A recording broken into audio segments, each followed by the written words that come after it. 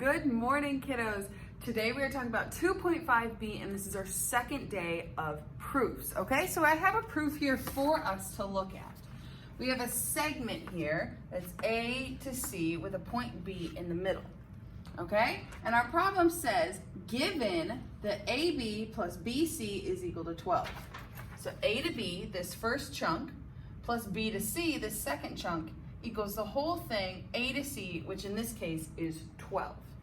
Okay, it also says that from B to C, it is 3. Okay, so I'm going to write those numbers in. From B to C, it is 3, and the whole thing is 12. Okay, and if we weren't doing a proof, we would know to use the segment addition postulate and say whatever AB is plus 3 is equal to 12, subtract 3 from each side, and get that AB is equal to 9. And that is what we are trying to prove here. We want to say that 9 plus 3 is equal to 12 using the segment addition postulate.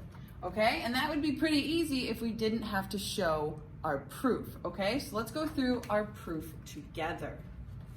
Okay, the first things we're always going to write in the statements column is what is given. Okay, so the first thing I'm going to write is that AB plus BC is equal to 12. Okay, so what gives me the right to write that AB plus BC is equal to 12? Well, that information was given. Okay, we have another given right here that BC is equal to 3, so I'm going to write that down as well. BC is equal to 3 for the same reason it was given to us. Okay? And we talked a lot about the segment addition postulate.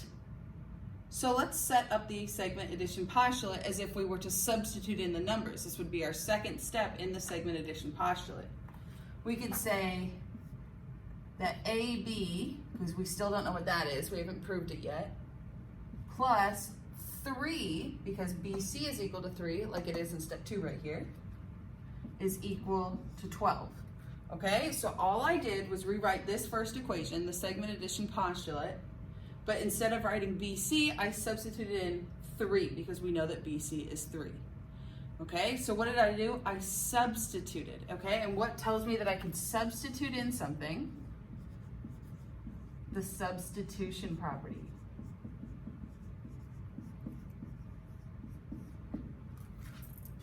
Okay?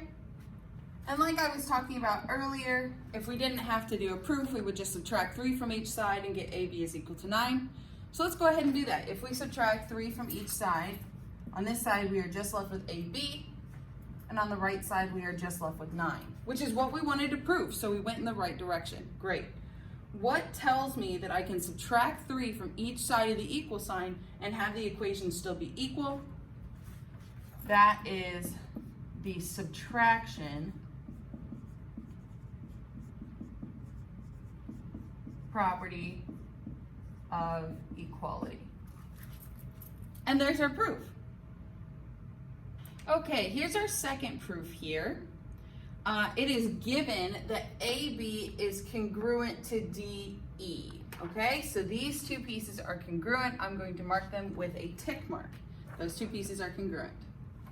Okay, B is the midpoint of A to C. So B is right in the middle of A to C, okay? Which means that this chunk AB is congruent to this chunk BC, okay? Because B is a midpoint, it cuts everything in exactly 2 equal pieces, okay?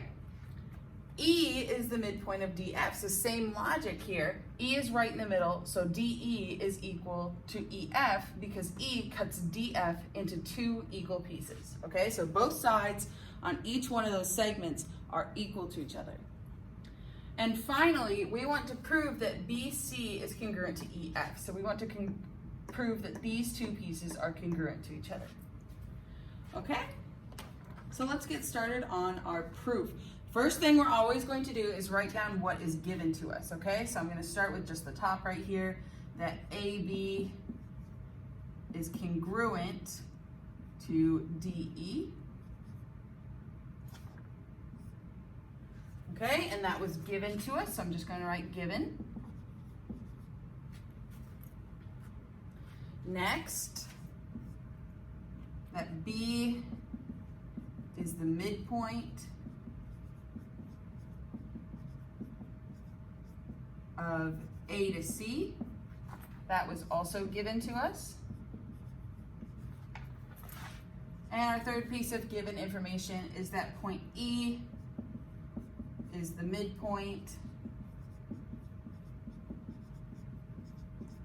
of DF.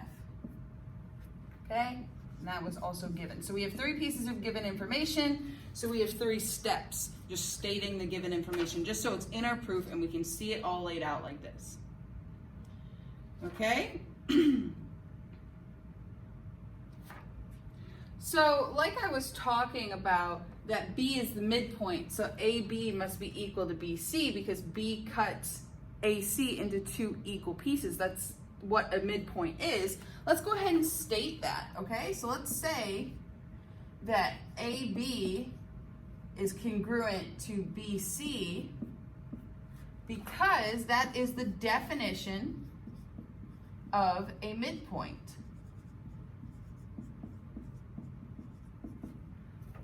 Okay, and since we did that, let's go ahead and do it for the bottom line as well. So let's say that DE is congruent to EF because E is a midpoint. Okay, so that's our step 5, that DE is congruent to EF because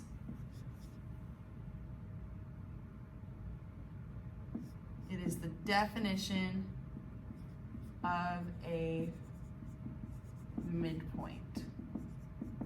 Okay, so let's look at steps 4 and 5 in our statement column and compare them to step 1. Okay, so AB is congruent to DE. AB is also congruent to BC. Okay, so instead of writing AB is congruent to DE, you could write BC is congruent to DE just because you substituted in BC instead of AB. Okay? Same thing with the right side. It says that DE is congruent to AB. But down here, DE is also congruent to EF. So we can substitute in EF for DE. Okay, so if we substitute in BC in for AB, we have BC is congruent to, and if we substitute in EF for DE, EF. And that was what we were trying to prove. So what says that we could substitute in? That is the substitution property.